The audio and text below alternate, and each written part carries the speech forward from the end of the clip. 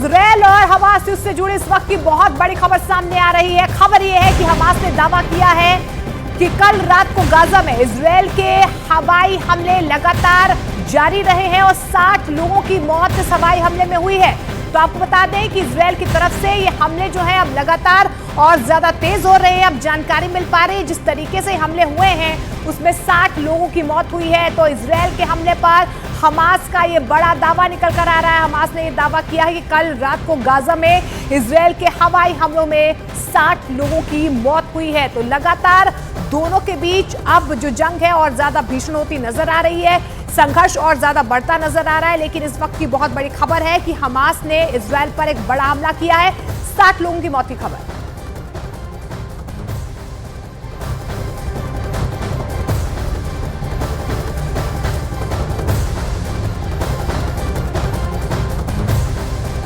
Netanyahu ने ये चेतावनी दे दी है कि अगर हिजबुल्लाह ने इजरायल के उत्तरी छोर से जंग छेड़ी तो इजरायल की सेना उसे ऐसा सबक सिखाएगी कि वो कभी युद्ध लड़ने के लायक नहीं बचेगा। वहीं नेतन्याहू के एक मंत्री ने हमास, हिजबुल्लाह के साथ साथ ईरान तक को बर्बाद करने की धमकी दे दी है।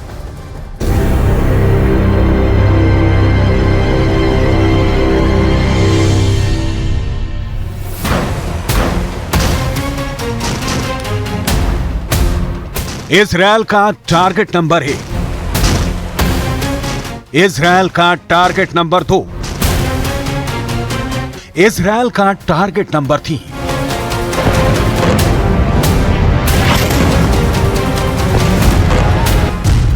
गाजा में हमास के खिलाफ शुरू हुई जंग का विस्तार अब हिजबुल्लाह तक हो गया है। हिजबुल्लाह और हमास के साथ ईरान दीवार की तरह खड़ा है और इजरायल का दुश्मन नंबर 1 बना हुआ है। इजरायल के खिलाफ पूरी दुनिया में मुहिम चला रहा है। हमास के गोदाम ईरान के हथियारों से भरे पड़े हैं। वहीं हिजबुल्लाह का बैकबोन भी ईरान है। हमास, हिजबुल्लाह और ईरान की तिकड़ी इजरायल के लिए सबसे बड़ी चुनौती है। इजरायल का दावा है कि वो इस तिकड़ी को तोड़कर दम लेगा। הוא יתגעגע למלחמת לבנון השנייה, הוא יעשה את טעות חייו, ואנחנו נכה בו בעוצמה שהוא לא יכול אפילו לדמיין, והמשמעות לו ולמדינת לבנון היא הרסנית, אבל אנחנו ערוכים לכל תרחיש.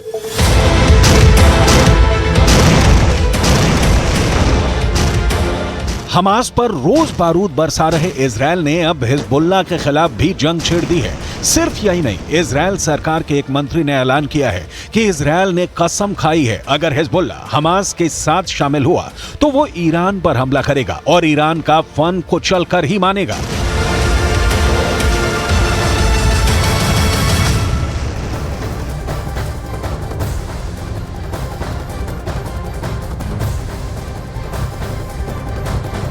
उधर इजरायल की सेना ने लेबनान बॉर्डर पर ऐसी तबाही मचाई कि हिजबुल्लाह के कई ठिकानों को निस्तो नाबूद कर दिया गया है। इस कार्रवाई को आईडीएफ ने हिजबुल्लाह के लिए ट्रेलर बताया है और धमकी दी है कि वो जंग में कूदने की कोशिश ना करे।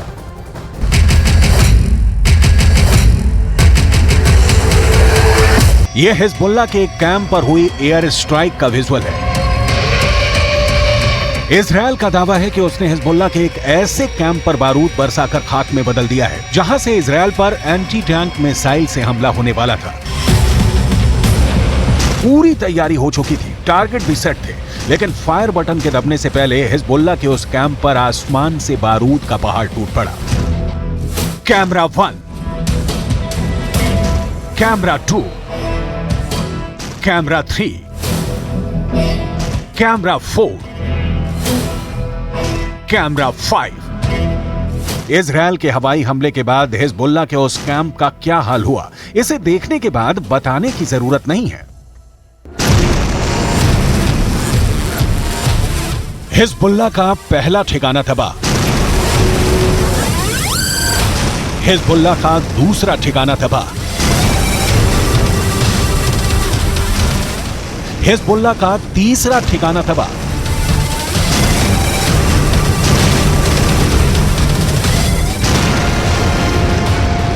इजरायल की सेना का दावा है कि उसने लेबनान बॉर्डर पर हिजबुल्लाह के उन ठिकानों को चुन चुन कर निशाना बनाया है जहां से इजरायल पर हमला करने की तैयारी थी। दक्षिणी लेबनान इलाके में बने हिजबुल्लाह के इन ठिकानों पर एंटी टैंक मिसाइल लॉन्चर रखे हुए थे और सभी लॉन्चरों का मुंह इजरायल की तरफ था। שאתם עושים פה ומה ששמעתי עכשיו מהמפקדים שלכם זה דבר חשוב מאין כמוהו.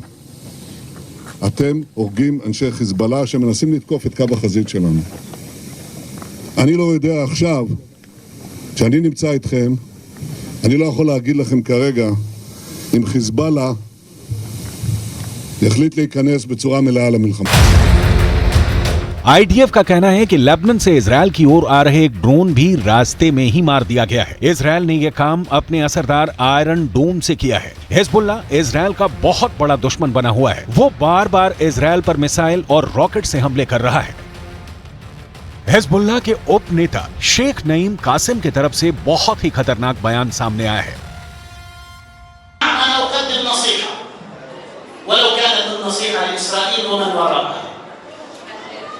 هزمتم شر هزيمة في طوفان الأقصى اكتفوا بها وتوقفوا حتى لا تكون لكم هزيمة أخرى من خلال المتابعة التي ستتابعونها لا أمل لديكم بالنصر। सुना आपने, हिजबुल्लाह के उपनेता शेख नईम कासिम का कहना है कि इजरायल और हमास के युद्ध में हिजबुल्लाह की अहम भूमिका है। अगर जमीनी युद्ध छिड़ा तो हिजबुल्लाह ही असली जंग लड़ेगा। ग्राउंड अटैक की इजरायल को भारी कीमत चुकानी होगी।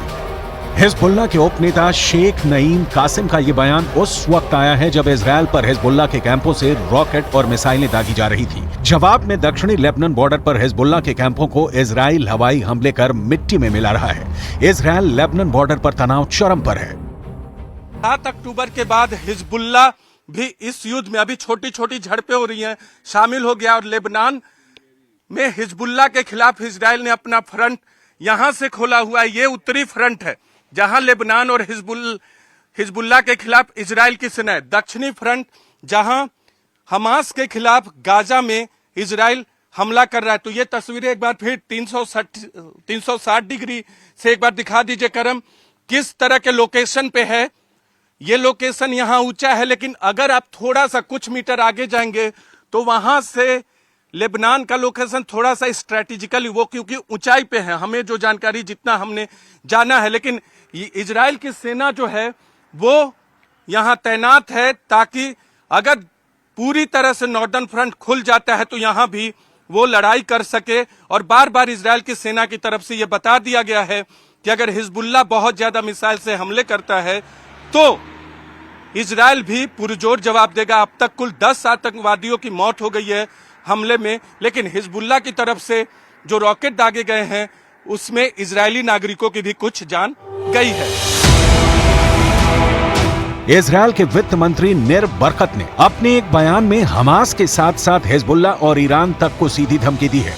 हिजबुल्लाह अपने जिन जिन ठिकानों से हमला करेगा उसे इजरायल की सेना नेस्तो नाबूद करा देगी। इजरायल के वित्त मंत्री यहां तक बोल गए कि हिजबुल्लाह अगर हमास के साथ मिलकर युद्ध शुरू कर दिया तो हमास और हिजबुल्लाह के साथ इन दोनों के आका ईरान तक जाएंगे। इजरायल के वित्त मंत्री निर बरकत ने अपने बयान में कहा है कि हम सिर्फ उन मोर्चों पर जवाबी कार्रवाई नहीं करेंगे बल्कि हम सांप के सिर तक जाएंगे जो कि ईरान है। इजरायल के दुश्मनों को बहुत स्पष्ट संदेश है, देखिए गाजा में क्या हो रहा है। अगर आप हम पर हमला करेंगे तो आपके साथ भी वैसा ही व्यवहार किया जाएगा।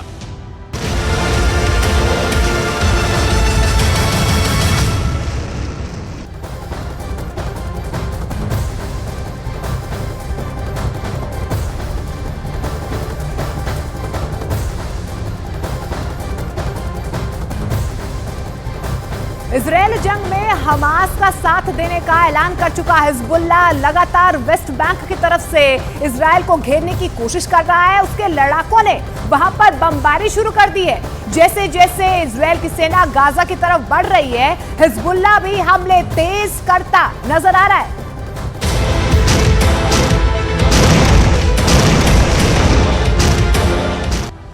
इजरायल और हमास के युद्ध में ईरान हमास के साथ खड़ा है। हिजबुल्लाह ने भी हमास का समर्थन किया है। ऐसे में अगर गाजा से इजरायल की जंग और आगे बढ़ती है तो इसके तेहरान तक पहुंचने में भी देर नहीं लगेगी।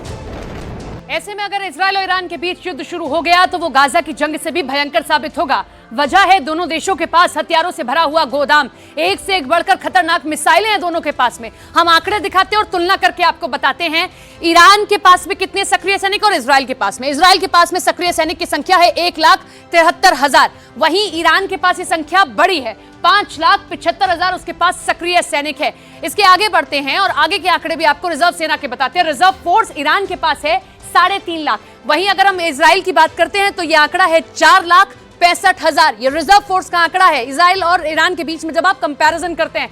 इससे आगे हम बढ़ते हैं, हम बताते हैं कुछ और आंकड़े आपको पैरामिलिट्री फोर्स के। तो इजराइल के पास है 8,000, वहीं ईरान के पास में ये आंकड़ा बड़ा है, 90,000 पैरामिलिट्री फोर्स है उनके पास में। इसके आगे ईरान के पास में लड़ाकू विमान कितने हैं? 196, और इसके साथ ही इजराइल के पास में 241 लड़ाकू विमान है। आंकड़े आप देखिए और आंकड़ों के जरिए समझिए दोनों के बीच में अगर कभी लड़ाई होती है तो कौन किस पर भारी पड़ सकता है। अटैक हेलीकॉप्टर इजराइल के पास है 48, वहीं ईरान के पास में है 12 अटैक हेलीकॉप्टर। अटैक हेलीकॉप्टर के मामले में इजराइल आगे है ईरान से, क्योंकि इसके पास 48 और ईरान के पास में 12। ये ग्लोबल फायर पावर का आंकड़ा आप देख रहे हैं कि कितने किसके पास वेपन्स हैं। ईरान के पास में टैंक है 4,071, वहीं इजराइल के पास में ये संख्या है 2,200। तो ये टैंक का कंपैरिजन है दोनों के बीच में।